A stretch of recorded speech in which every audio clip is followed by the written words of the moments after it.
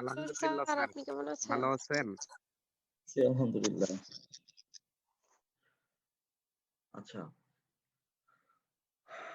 আমরা গতদিন standardisation of cream পড়ছিলাম, কিন্তু এটা আজকে আমরা শেষ করব না। আমরা যেহেতু এই যে বৃহস্পতিবার দিন সকাল 9টায়, মনে আছে তো? শাওন প্রান্ত স্যার বৃহস্পতিবারে 10টায় বলা ছিল মনে হয়। 9টায় করো, বুঝতে পারছো? আমার 11টায় আরেকটা ক্লাস আছে আর কি। একদম এখন পর্যন্ত বাটারে যা যা পড়ালাম, কি পড়তে হবে এটার উপরে তোমার, এবং স্ট্যান্ডার্ডাইজেশনের একটা ক্যালকুলেশন আছে, 1-1.5 ঘন্টা লাগবে আর কি। তোমরা 9টায় শুরু করো আর কি। তো ওই দিন আমি স্ট্যান্ডার্ডাইজেশনের বাকি পার্টটুকু শেষ করব। আজকে আসো, আমরা এখন পর্যন্ত যদি মিল্ক থেকে হিসাব করি, মিল্ককে রিসিভ করছি, আনলোডিং করছি, টেস্টিং করছি, গ্রেডিং করছি, তারপর প্রি হিটিং করা শেষ, এরপরে আমরা ক্রিম সেপারেশন করছি। আবার আমরা যদি ক্রিম পারচেজ করি, সেই ক্ষেত্রে ক্রিমটা পারচেজের পরে আমরা নিউট্রালাইজ করছি এবং ক্রিমটার স্ট্যান্ডার্ডাইজেশন শেষ করছি। এখন আমরা এর পরের যে স্টেপটা, সেটা কি বলো দেখি? পাস্তুরাইজেশন। আচ্ছা, পাস্তুরাইজেশন অফ ক্রিম। আমরা এতদিন পড়ছি পাস্তুরাইজেশন অফ মিল্ক। পাস্তুরাইজেশন প্রসেসটা একই, প্রিন্সিপালসটাও একই, হয়তো টেম্পারেচার এবং টাইমের যে কম্বিনেশন সেটা একটু চেঞ্জ হতে পারে।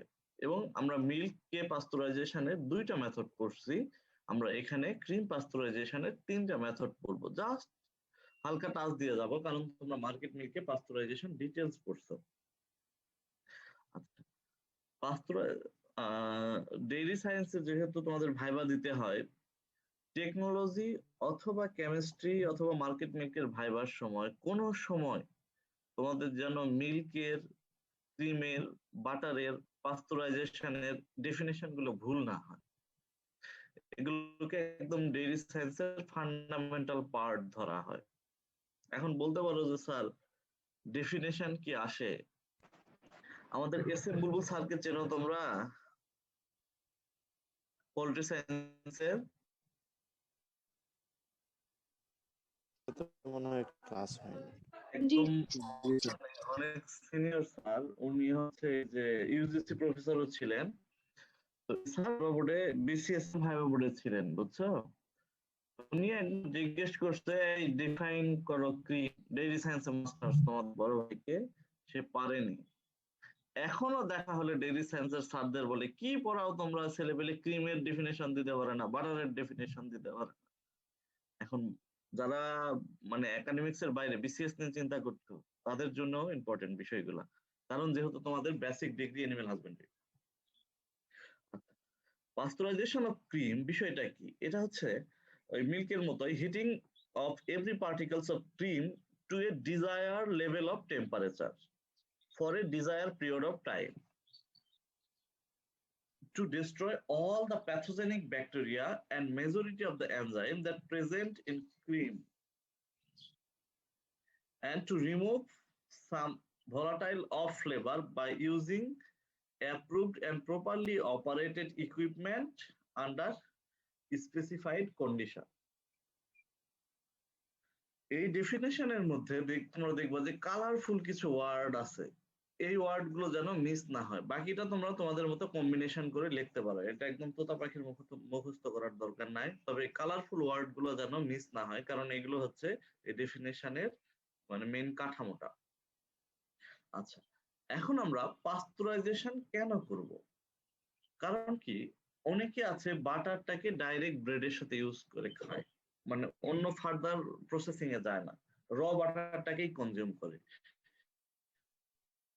যদি ব্যাকটেরিয়া থেকে যায় এবং সেই ব্যাকটেরিয়াটা যদি প্যাথোজেনিক হয়, সেক্ষেত্রে human health even life risk হয়ে যেতে পারে। এই কারণে to destroy all the pathogenic microorganisms present in cream to prepare safe butter for human consumption.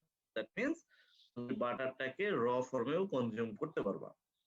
Two improve the keeping quality of butter, যদি বাটারের মধ্যে কনসিডারেবল অ্যামাউন্টের ব্যাকটেরিয়া থাকে তাহলে সেই ব্যাকটেরিয়া গুলো বিভিন্ন ধরনের আনডিজারেবল ফার্মেন্টেশন করবে, এতে করে বা আনডিজারেবল ডিগ্রেডেশন করবে বাটারের, এতে করে বাটারের কিপিং কোয়ালিটি নষ্ট হবে। এই কারণে এই ব্যাকটেরিয়াগুলোকে ধ্বংস করার জন্য পাস্তুরাইজেশন করা হয়। To prevent undesirable smell in butter, যেমন কিছু লাইপোলাইটিক ব্যাকটেরিয়া থাকে সিডোমোনাস গ্রুপের বা আদার্স, যেগুলো তোমরা মাইক্রোবায়োলজিতে পড়ছো আর কি, এই ব্যাকটেরিয়া গুলোকে যদি ফ্যাটকে যদি ভাঙে, হাইড্রোলাইটিক রেনসিডিটি যদি এখানে হতে পারে, এই রেনসিডিটির কারণে এখানে কিন্তু ফ্লেভারটা অফ ফ্লেভার আসতে পারে, যাতে এই রেনসিডিটি না ঘটাতে পারে এই কারণে ব্যাকটেরিয়াগুলোকে ধ্বংস করা। এবং to make possible the removal of some volatile of flavour from cream by using vacuum process of pasteurisation, এই মেথডে ভ্যাকুয়াম প্রসেস অফ পাস্তুরাইজেশনের ক্ষেত্রে ক্রিমের উপরে ডাইরেক্ট তোমার স্টিম দিয়ে হিট দেওয়া হয়। এই স্টিমে হিট দেওয়ার কারণে এখান থেকে তোমার কিছু ভলাটাইল ফ্যাটি অ্যাসিড মানে ফ্লেভার অফ ফ্লেভার মেইনলি সেটা রিমুভ হয়ে যায়। তাহলে আমার মেইন অবজেক্টিভটা হচ্ছে প্রোডাক্টটাকে সেভ করা, তার কিপিং কোয়ালিটিকে রক্ষা করা এবং ডিজায়ারেবল স্মেলটাকে রিমুভ করা এবং কিছু ভলাটাইল অফ ফ্লেভারকে রিমুভ করা। এই চারটাই হচ্ছে আমার পাস্তুরাইজেশনের অবজেক্টিভ বা উদ্দেশ্য। আমরা এখানে methods of pasteurisation of cream, এটা আমরা তিনটা মেথডে পড়বো। একটা হচ্ছে ভ্যাট সিস্টেম, আরেকটা হচ্ছে ফ্ল্যাশ সিস্টেম। এই এলটিএসটি এর পূর্ণরূপ কি বলো দেখি?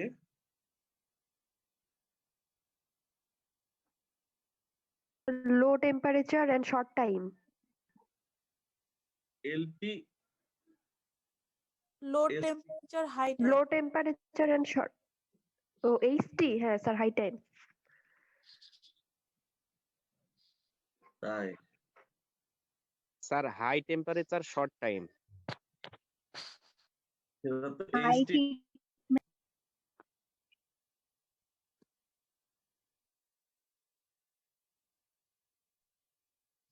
আচ্ছা, ভ্যাট মেথডের আরেকটা নাম হচ্ছে তোমার ব্যাস মেথড, আর ফ্ল্যাশ মেথড, এই যে ফ্ল্যাশ সিস্টেম যেটা আছে সেই সিস্টেমের আরেকটা নাম হচ্ছে HTST, that means high temperature short time. মনে রাখবা পাস্তুরাইজেশনের ক্ষেত্রে যখন টেম্পারেচারটা কম হবে টাইমটা বেশি হবে, এবং টেম্পারেচারটা যখন বেশি হবে টাইমটা তখন কমে যাবে। আরেকটা হচ্ছে ভ্যাকুয়াম সিস্টেম।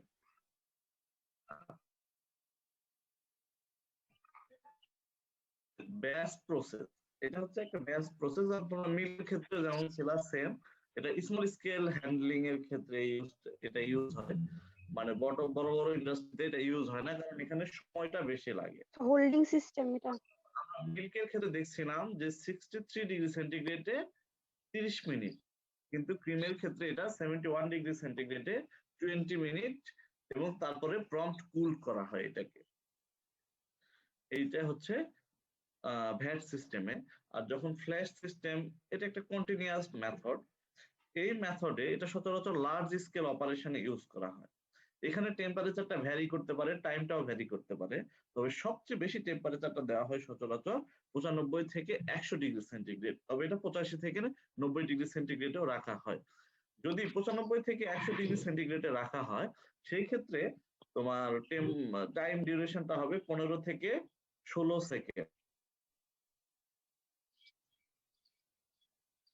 আচ্ছা, এরপরে আসো আরেকটা সিস্টেম আছে, এটা হচ্ছে ভ্যাকুয়াম সিস্টেম। এটাও একটা কন্টিনিউয়াস প্রসেস। কন্টিনিউয়াস প্রসেস মানে কি, এখানে একবার টেম্পারেচার মিল্কের উঠতে থাকবে, একবার সাথে সাথে প্রম্পট কুলিং হবে, এরপরে সেটা পাস্তুরাইজড মিল্ক একদিক দিয়ে ড্রেন আউট হবে, র মিল্ক আরেক দিক দিয়ে ঢুকবে। কিন্তু ব্যাচ সিস্টেমে কিন্তু এটা হবে না। ব্যাচ সিস্টেমে ধরো তুমি 50 লিটার দুধ বা 100 লিটার দুধ নিলা, এটা পাস্তুরাইজেশন পুরোটা শেষ হবে, তারপরে ব্যাচ খালি করতে হবে, এরপরে আবার ভ্যাটে নতুন করে মিল্ক নিতে হবে। কিন্তু কন্টিনিউয়াস সিস্টেমে একদিক দিয়ে র মিল্ক ঢুকবে, আরেক দিক দিয়ে র মিল্ক বের হয়ে যাবে, এবং প্রত্যেক প্রসেস যে 4টা স্টেপ আছে হোমোজেনাইজেশনের, সেই 4টা স্টেপ কন্টিনিউ করতে থাকবে।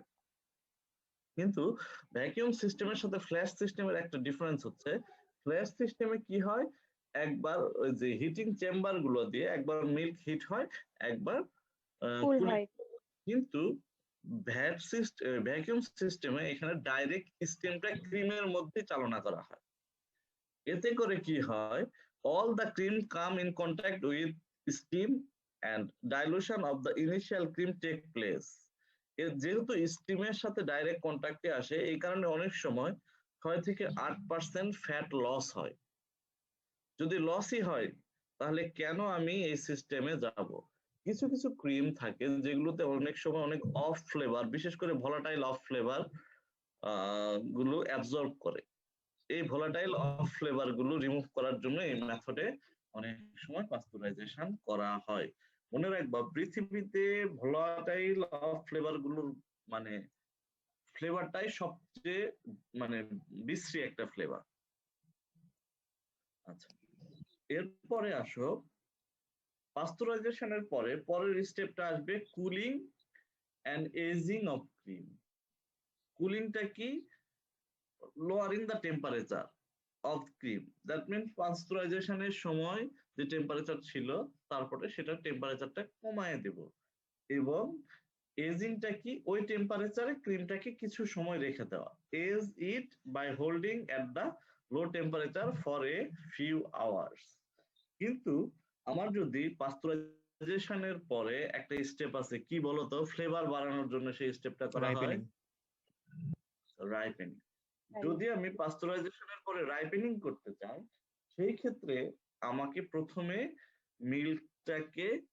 ক্রিমটাকে ক্রিমের টেম্পারেচার 20 থেকে 21 ডিগ্রি সেন্টিগ্রেড আনতে হবে, কারণ এই টেম্পারেচারে রাইপেনিং ব্যাকটেরিয়া গুলো ভালো কাজ করে। তারপরে রাইপেনিং হয়ে গেলে আমরা কুলিং করব 5 থেকে 10 ডিগ্রিতে। আর যদি রাইপেনিং না করি, সেই ক্ষেত্রে আমরা ডাইরেক্ট 5 থেকে 10 ডিগ্রি সেন্টিগ্রেডে নিয়ে আসবো। এখন বলতে পারো যে স্যার, কুলিং বা এজিং টেম্পারেচারটা, এজিং টাইমটা কতক্ষণ হবে? এটা অ্যাটলিস্ট 2 থেকে 4 ঘন্টা হবে, তবে 15 থেকে 16 ঘন্টাও হতে পারে। এটা ডিপেন্ড করবে your managerial decision, your availability of time, availability of facilities, এবং depending on the cooling temperature. Temperature যত বেশি হবে সময় তত কম লাগবে। তবে মনে রাখবা, কুলিং এবং এজিং কি কাজে আমরা করব, কেন করব?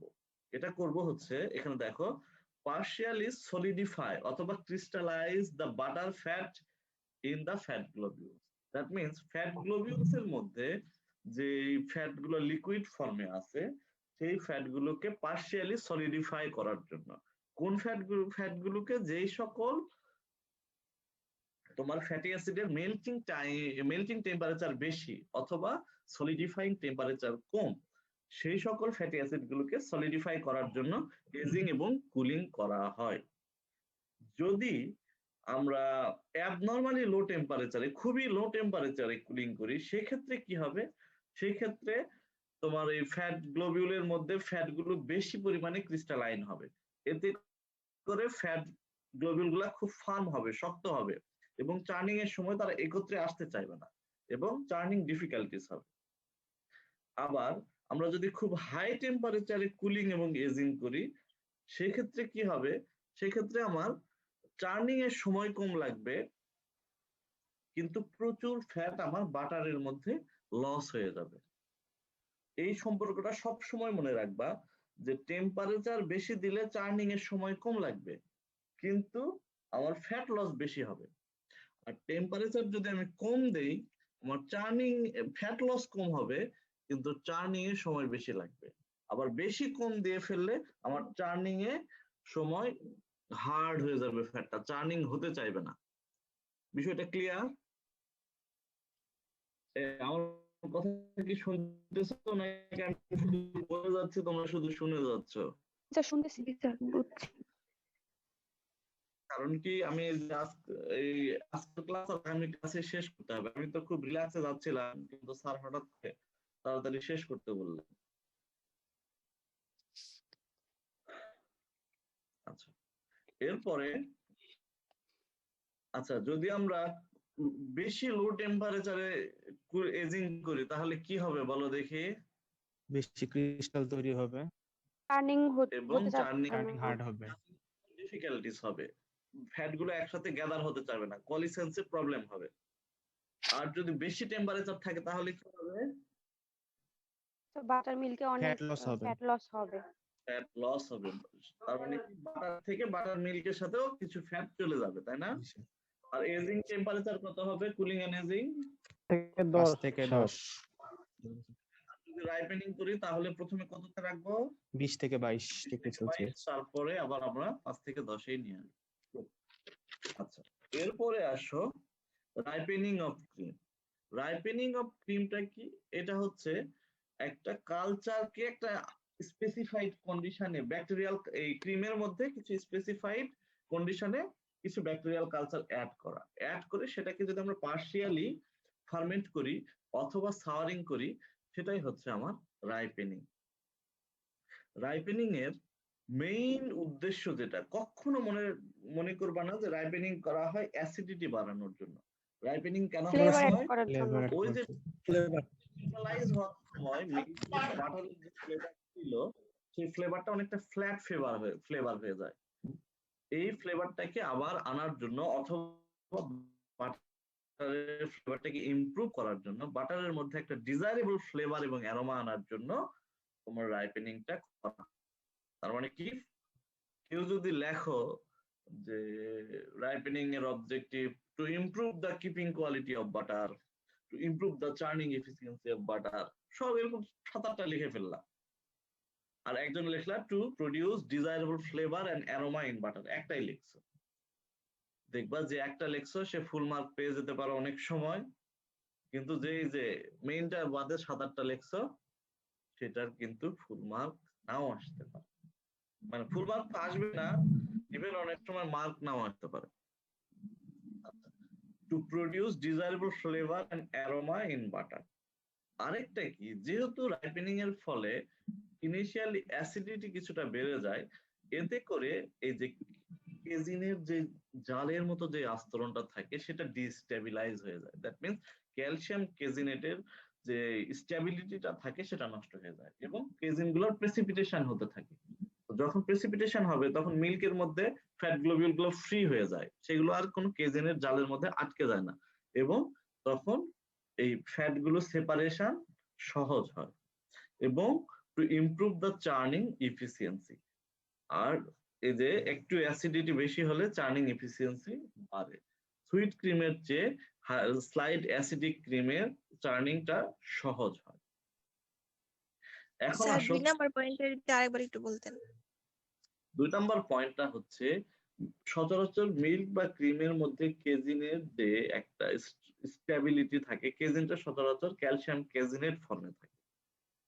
এই কেজিনেটের যে মিল্কের মধ্যে স্টেবিলিটিটা থাকে, যখন অ্যাসিডিটি বেড়ে যায় তখন এই ক্যালসিয়াম কেজিনেটের বন্ডটা ভেঙে যায় এবং তখন এই স্টেবিলিটিটা নষ্ট হয়ে যায়। তখন এখান থেকে মানে কেজিনের নরমাল স্ট্রাকচারে থাকলে ফ্যাটটাকে সেপারেট করা যতটা কঠিন, যখন এটা প্রেসিপিটেট হয়ে যায় তখন ফ্যাটটাকে সেপারেট করা তত কঠিন হয় না, দ্যাট মিন্স সহজ হয়। আচ্ছা, এখন আসো প্রসিডিউর অফ রাইপেনিং। রাইপেনিং এটা কি, সাওয়ারিং অফ ক্রিমও বলে বা ফার্মেন্টেশন অফ ক্রিমও বলা হয়। তবে এখানে একটা জিনিস দেখো, for the purpose of desirable type of bacterial culture, for this purpose desirable type of bacterial culture, সচরাচর ব্যাকটেরিয়াল কালচারের মধ্যে কি থাকবে, আমার এখানে যেহেতু উদ্দেশ্য ফ্লেভার প্রডিউস করা, ফ্লেভার প্রডিউসিং ব্যাকটেরিয়া গুলো থাকবে, কিন্তু ফ্লেভার প্রডিউসিং ব্যাকটেরিয়া গুলোর জন্য যে ফেভারেবল এনভায়রনমেন্ট, এর জন্য আগে কিছুটা ল্যাকটিক অ্যাসিড প্রডিউসার ব্যাকটেরিয়া বা ল্যাকটিক অ্যাসিড ব্যাকটেরিয়া অ্যাড করা হয়। কারণ কি, স্লাইডলি অ্যাসিডিক এনভায়রনমেন্টে ফ্লেভার প্রডিউসিং ব্যাকটেরিয়া গুলো ভালো কাজ করে। এই কারণে রাইপেনিং এর সময় যে ব্যাকটেরিয়াল কালচার দেওয়া হয় সেখানে 2 ধরনের ব্যাকটেরিয়া থাকে, একটা হচ্ছে ল্যাকটিক অ্যাসিড প্রডিউসার আর একটা হচ্ছে ফ্লেভার প্রডিউসার। এবং এটা কতটুকু দেওয়া হবে, ধরো তুমি 100 কেজি ক্রিমকে চার্নিং করবে, সেক্ষেত্রে 100 কেজি ক্রিমের মধ্যে আমি কালচারটা দিব কত, হাফ কেজি থেকে 2 কেজি, দ্যাট মিনস 0.5 থেকে 2% by weight of the cream.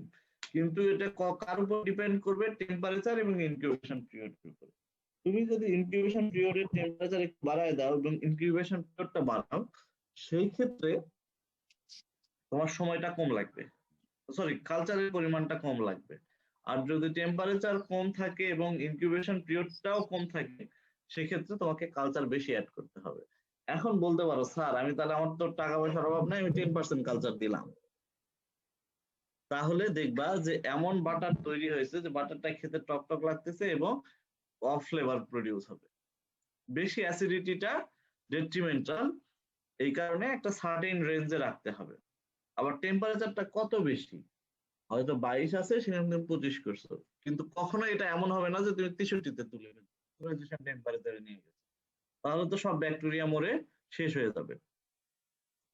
আচ্ছা, a common practice is to add culture when the temperature is about 20 to 22 degrees centigrade এবং টেম্পারেচার হবে 10 থেকে 16 ঘন্টা।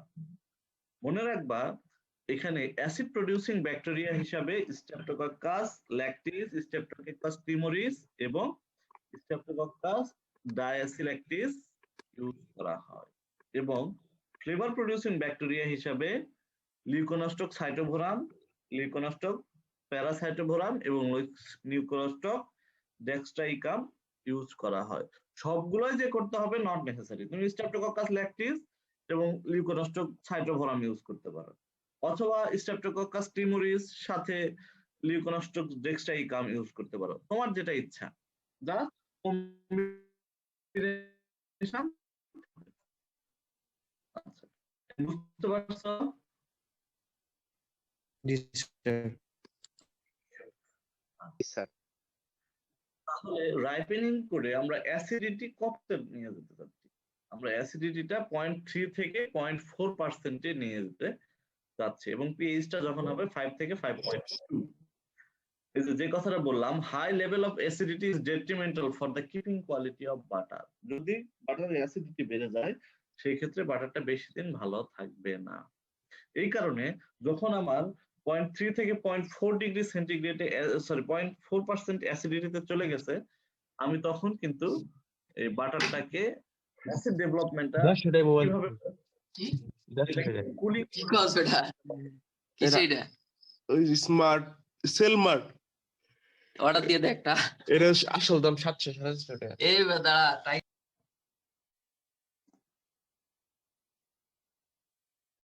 অ্যাসিডিটি যখন 0.3 বা 0.4% এ আসলো, দ্যাট মিন্স পিএইচ যখন 5 থেকে 5.2 তে, তখন ল্যাকটিক অ্যাসিড কি করে, সাইট্রিক অ্যাসিডের সল্ট থেকে সাইট্রিক অ্যাসিডটাকে রিমুভ করে দেয়।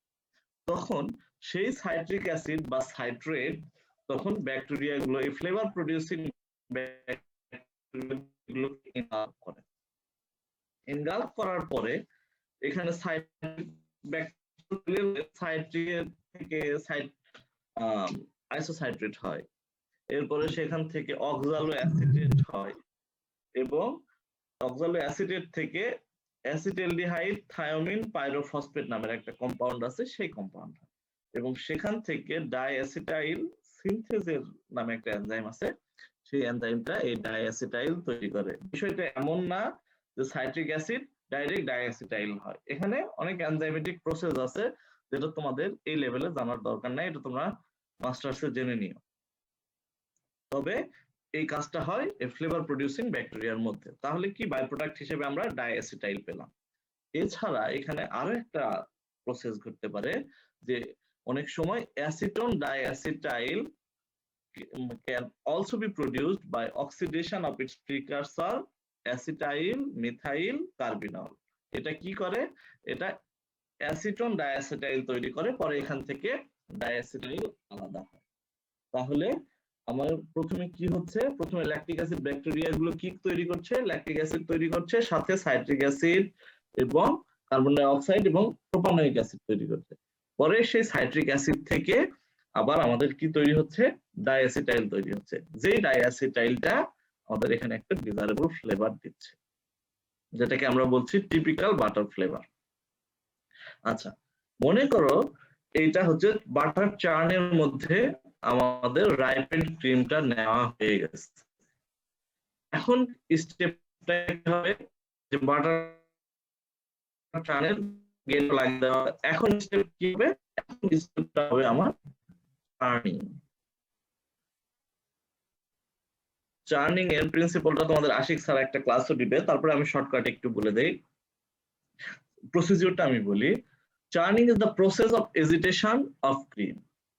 আমরা বাটার করার সময় পড়ছি না যে ভিগোরিয়াস এজিটেশন দেওয়া হয়, এবং this step is the main step for butter making. আগের স্টেপগুলো যদি নাও করো, ক্রিমকে জাস্ট যদি চার্ন করো, তাহলেও কিন্তু এক ধরনের বাটার পাওয়া যাবে।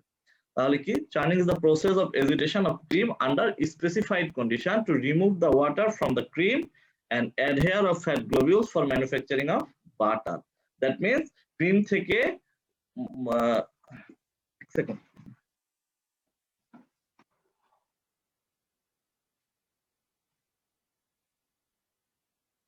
যদি ক্রিম থেকে আমরা এই ওয়াটার গুলোকে ওয়াটার পোর্শন বা সিরাম পোর্শনটাকে রিমুভ করতে পারি এবং ফ্যাট গ্লোবিউলগুলোকে অ্যাডহেয়ার করতে পারি, তাহলে আমরা বাটার পাবো। আর যেই অ্যাপারেটাসে চার্নিং করা হয় সেই অ্যাপারেটাসটাকে কি বলে, সেটাকে বলে চার্ন। এখন বাটার চার্ন বা চার্ন আর কি, the main objectives of churning are to remove water from cream, to adhere fat globules for making large globule, or for complete separation of fat এবং serum.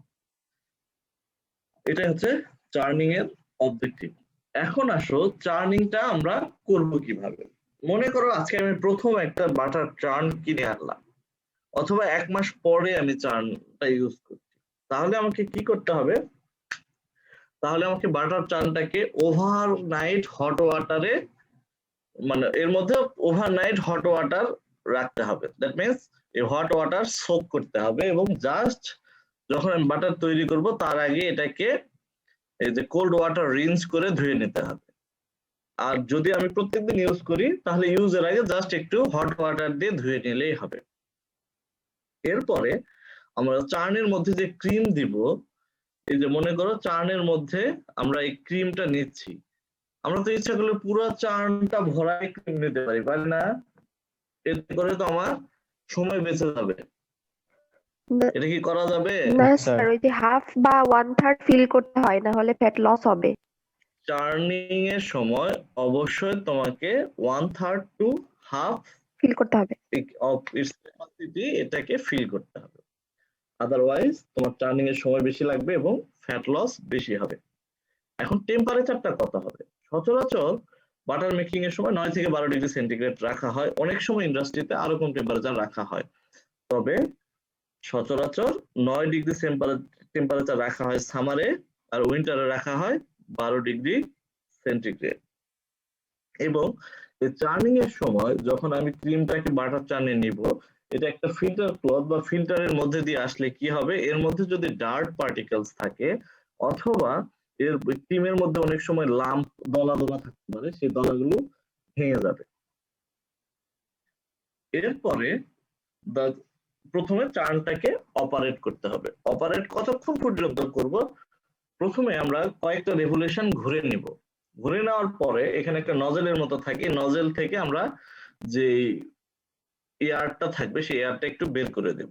বের করার পরে আমরা চার্নিং আবার শুরু করব, এবং এই চার্নিংটা কতক্ষণ পর্যন্ত হবে?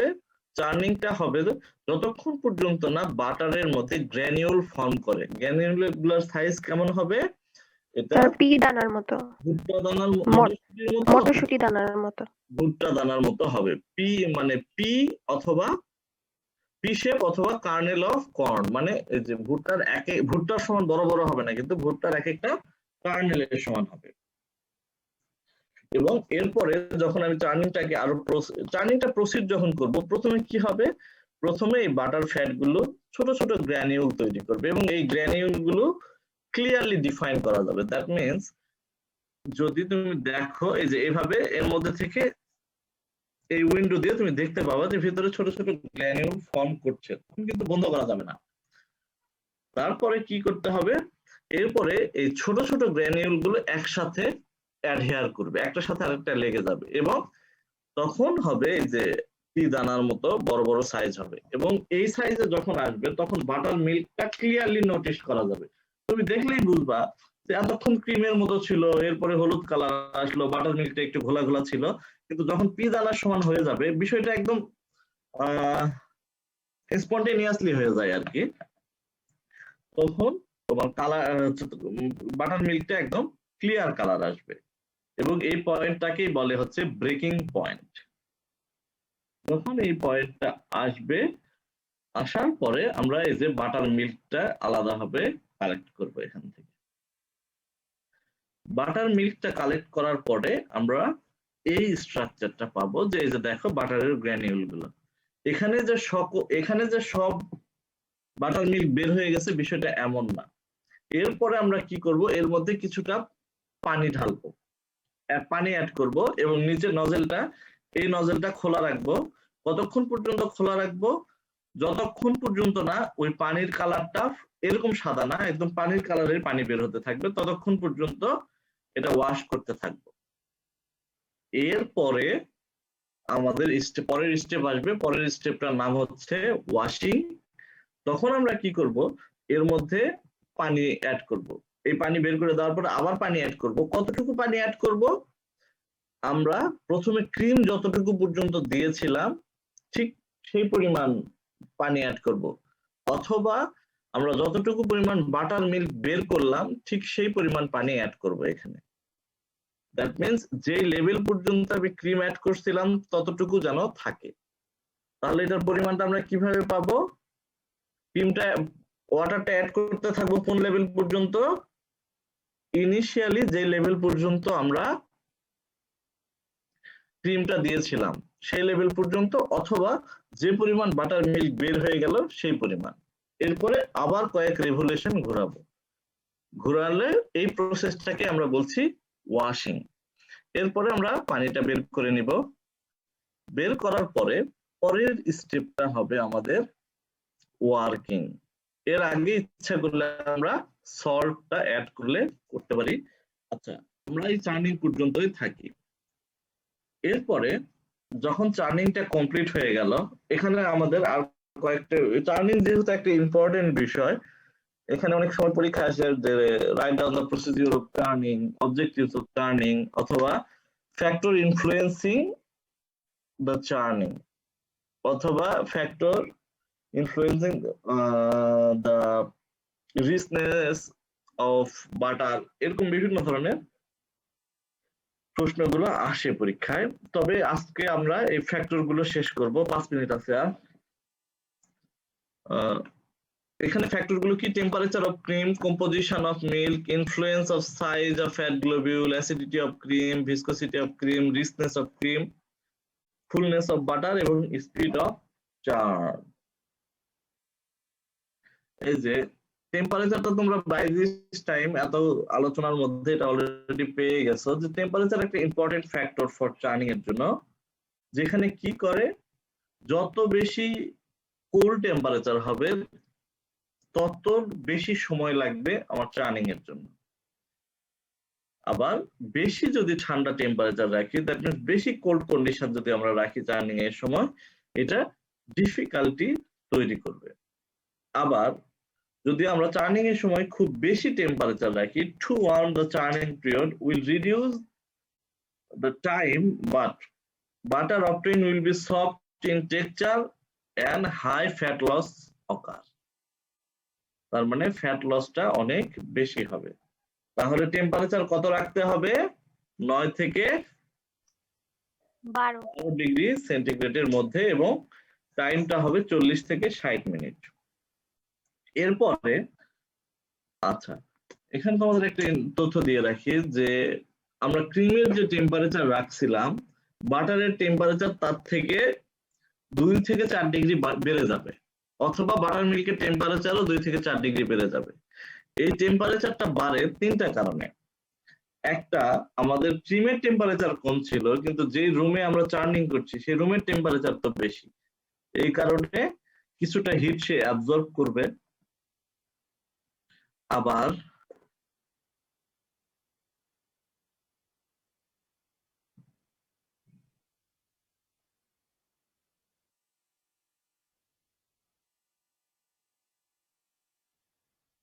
তোমার এই যে অ্যাবজর্ব করলো, এরপরে আরেকটা বিষয় হবে, এই যে বারবার এজিটেশন আসছে, তখন নিজেদের মধ্যে নিজেদের একটা ফ্রিকশন হচ্ছে, আবার চার্নের গায়ে কিন্তু ক্রিমগুলো বাড়ি খাচ্ছে, এখানে একটা ফ্রিকশন হচ্ছে। তোমরা আমরা জানি যে ফ্রিকশন বা ঘর্ষণের ফলে এখানে টেম্পারেচার একটা রেইজ করে।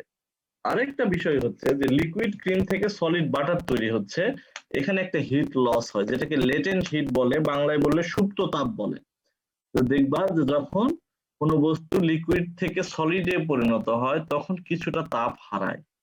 এই যে তাপ হারাচ্ছে তার মানে সে কিছুটা টেম্পারেচার মানে রিলিজ করছে, এতে করেও টেম্পারেচার বেড়ে যায়, এই তিনটা কারণে। এরপরে আসো কম্পোজিশন অফ মিল্ক। মিল্কের মানে মেইনলি ফ্যাটের মধ্যে কিছু কিছু ফ্যাটি অ্যাসিড আছে, যেমন বিউটারিক অ্যাসিড এবং অলিক অ্যাসিড। এই ফ্যাটি অ্যাসিড গুলো খুব সফট। এখন যদি ফ্যাটের মধ্যে এই ফ্যাটি অ্যাসিড গুলো বেশি থাকে তাহলে তোমার বাটার চার্নটা কুইকলি হবে। আবার স্টিয়ারিক অ্যাসিড এবং পামিটিক অ্যাসিড এগুলো একটু হার্ড। যদি এই ফ্যাটের পোর্শনটা বেশি থাকে তাহলে এখানে একটু চার্নিং এর সময় টাইমটা বেশি লাগবে। আবার বাটারের স্ট্রাকচারটাও একটু হার্ড হবে। এখন বাটারের স্ট্রাকচারটা হার্ড হলে অথবা সফট হলে এটাকে অ্যাডজাস্ট করার আরেকটা সিস্টেম আছে। সিস্টেমটা কি, যখন আমরা ওয়াশিং করব, দ্যাট মিন্স ওয়াটারটা অ্যাড করব বাটার মিল্ক বের করে নেওয়ার সময়, যদি দেখি বাটারের স্ট্রাকচারটা অনেক সফট হয়েছে, সেই ক্ষেত্রে আমাদের একটু কোল্ড ওয়াটার, দ্যাট মিন্স বাটারের চেয়ে ঠান্ডা পানি অ্যাড করতে হবে। আবার যদি দেখি বাটারের স্ট্রাকচারটা খুব বেশি হার্ড হয়ে গেছে, সেই ক্ষেত্রে আমাদের কি করতে হবে, বাটারের চেয়ে একটু, বলো না কেন, ওয়ার্ম ওয়াটার। আচ্ছা, এরপরে সাইজ অফ ফ্যাট গ্লোবিউল। মনে রাখবা ফ্যাট গ্লোবিউলের সাইজ যত ছোট হবে চার্নিং এর ডিফিকাল্টিজ তত বেশি হবে। এবং acidity of cream. Acidity of cream that means sweet ক্রিমের চেয়ে সাওয়ার ক্রিমের চার্নিং এ সময় কম লাগে। সচরাচর চার্নিং এ কত টাইম লাগে বলো দেখি? 40 থেকে 60 মিনিট। কিন্তু যদি অ্যাসিডিক ক্রিম হয় তাহলে সময়টা কিছুটা কম লাগে, কারণ কি মেকানিজম তো বললাম। এরপরে ভিসকোসিটি অফ ক্রিম। ক্রিমের ভিসকোসিটি যদি বেশি থাকে তাহলে ফ্যাট গুলো চার্নের গায়ে লেগে থাকবে, তারা নিজেদের মধ্যে এজিটেশন কম হবে, চার্নিং ডিফিকাল্টিজ দেখা দিবে এবং চার্নিং এর সময় বেশি লাগবে। এখন রিচনেস অফ ক্রিম। যত বেশি ফ্যাট হবে ক্রিমের তত কম সময় লাগবে, আবার যত কম ফ্যাট পার্সেন্টেজ হবে তত বেশি সময় লাগবে। কিন্তু যদি ক্রিমের পার্সেন্টেজ থাকে 20, মানে ফ্যাটের পার্সেন্টেজ থাকে 20%, তাহলে সময়ও বেশি লাগবে, ফ্যাট লসও বেশি হবে। আবার যদি ক্রিমের পার্সেন্টেজ 40% এর বেশি হয়ে যায়, ফ্যাটের পার্সেন্টেজ 40 এর উপরে উঠে যায়, সেক্ষেত্রে কি হবে, সময় কম লাগবে, কিন্তু এই ফ্যাট পার্সেন্টেজ বেশি হওয়ার কারণে সকল ফ্যাট এই এজিটেশন পাবে না, এতে করেও আমার ফ্যাট লস বেশি হবে। তাহলে কি হলো, যদি 20 এর নিচে থাকে তাহলেও ফ্যাট লস হবে, 20 এর উপরে গেলেও ফ্যাট লস হবে। তাহলে সবচেয়ে অপটিমাম ফ্যাট পার্সেন্টেজ কত? 30 থেকে 40% ফ্যাট, এবং সবচেয়ে বেস্ট হচ্ছে 33% ফ্যাট। এরপরে আসো ফুলনেস অফ ক্রিম। যদি আমরা চার্নটাকে ওভারলোডিং করি তাহলে চার্নিং টাইমটা বেশি লাগবে, আবার আন্ডারলোডিং করলে চার্নিং টাইমটা রিডিউস হবে। যদি মনে করো কোন একটা চার্নকে তুমি হাফ ফিল করছো, তাহলে যদি এটা চার্নিং করতে মনে করো টেম্পারেচার 1, ক্রিমের পরিমাণ 1, ফ্যাট পার্সেন্টেজ 1, সবই 1, তাহলেও ধরো টেম্পারেচার 9 ডিগ্রি, ক্রিমের ফ্যাট পার্সেন্টেজ 40%, চার্নিং এ যদি তোমার হাফ ফিল করলে চার্নটাকে যদি 50 থেকে 60 মিনিট সময় লাগে, এটাকে যদি 2/3 অথবা 3/4 দ্যাট মিন্স 66% ফিল করো অথবা 75% ফিল করো, তাহলে এই চার্নিং করতেই তোমার সময় লাগবে 4 থেকে 6 ঘন্টা। বুঝতে পারছো এই যে ফিলিং এর এখানে কত সময়ের একটা ব্যবধান, এবং এই কারণে বেস্ট হচ্ছে 1/3 হাফ টু 1/3 ফিল করা, এর বেশি ফিল না করা। এরপরে স্পিড অফ চার্নিং, এখানে যদি তুমি কম স্পিডে চার্নিং করো তাহলে সময় বেশি লাগবে, আবার এমন স্পিডে চার্নিং করলা যে চার্নও ঘুরতেছে সাথে সাথে ক্রিমও ঘুরতেছে, ক্রিমটা আর চার্নের গায়ে বাড়ি খাচ্ছে না, দ্যাট মিন্স চার্নের স্পিড আর ক্রিমের স্পিড সমান হয়ে গেছে। দ্যাট মিন্স গ্র্যাভিটেশনাল ফোর্সের উপর যে সেন্ট্রিফিউগাল ফোর্স কাজ করছে, সেই ক্ষেত্রে চার্নিং এ হবে না। এই কারণে সবচেয়ে ভালো একটা মডারেট স্পিড রাখা, সেই ক্ষেত্রে ম্যানুফ্যাকচারার রিকমেন্ডেশনটা ফলো করা, এটাই সবচেয়ে ভালো চার্নিং এর ক্ষেত্রে। এখন আসো চার্নিং এর ডিফিকাল্টিস হবে কি কি কারণে, এটা একটু ছবি তুলে রাখো, তোমরা সবাই একবার পড়লেই বুঝবা যে যদি চার্নটাকে ওভারলোড করি তাহলে চার্নিং এর সমস্যা হবে, যদি খুব লো টেম্পারেচার থাকে তাহলেও চার্নিং এর সমস্যা হবে, আবার যদি ফ্যাট গুলোর সাইজ মানে ফ্যাট গুলো খুব হার্ডনেস হয়, যেমন স্টিয়ারিক অ্যাসিড পামিটিক অ্যাসিড যদি বেশি থাকে তাহলেও চার্নিং এর একটা ডিফিকাল্টিস হবে। আবার খুব বেশি পার্সেন্টের ফ্যাট, যেমন 40%-এর উপরে যদি ফ্যাট পার্সেন্ট থাকে তাহলেও কমপ্লিট চার্নিং করা সম্ভব না, আবার খুব লো পার্সেন্টের ফ্যাট থাকলেও চার্নিং এর প্রবলেম হবে। ফ্যাট গ্লোবিউল গুলোর সাইজ যদি ছোট হয় তাহলেও আমার চার্নিং এর সমস্যা হবে। আবার কিছু অ্যাবনর্মাল ক্রিম থাকে যে ব্যাকটেরিয়াল ফার্মেন্টেশনের ফলে বা ডিগ্রেডেশনের ফলে আমার ফোম খুব বেশি তৈরি হচ্ছে, ফোমটা জরুরি কিন্তু যদি এক্সেসিভ অ্যামাউন্টে তৈরি হয় তাহলেও আমার চার্নিং এর প্রবলেম হবে। তাহলে চার্নিং এর ডিফিকাল্টিস হয় এই ফ্যাক্টর গুলো থেকে আসছে বিষয়গুলা, কিন্তু যদি বলে যে কি কি কারণে চার্নিং ডিফিকাল্টিস হতে পারে তখন এই পয়েন্টগুলো লিখতে হবে। আবার এখান থেকেই এই ফ্যাক্টর গুলো থেকে আরেকটা প্রশ্ন আসতে পারে, কি কি কারণে ফ্যাট লস হয়, that means size of fat globules. Fat globules এর সাইজ যত ছোট হবে ফ্যাট লস তত বেশি হবে।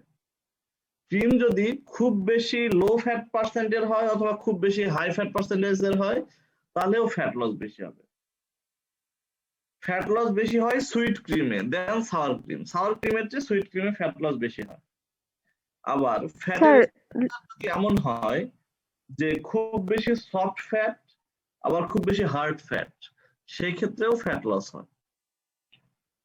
এবং কুলিং এবং এজিং এটা যদি সাফিসিয়েন্টলি না হয় তাহলে দ্যাট মিন্স তুমি কম সময় কুলিং এবং এজিং করলা, সেই ক্ষেত্রেও তোমার ফ্যাট লস বেশি হবে। এবং চার্নিং কন্ডিশন, চার্নটাকে কখনোই আন্ডার ফিল বা ওভার ফিল করা যাবে না, এটাকে অপটিমাম লেভেলে রাখতে হবে, তাহলে তোমার ফ্যাট লস কম হবে।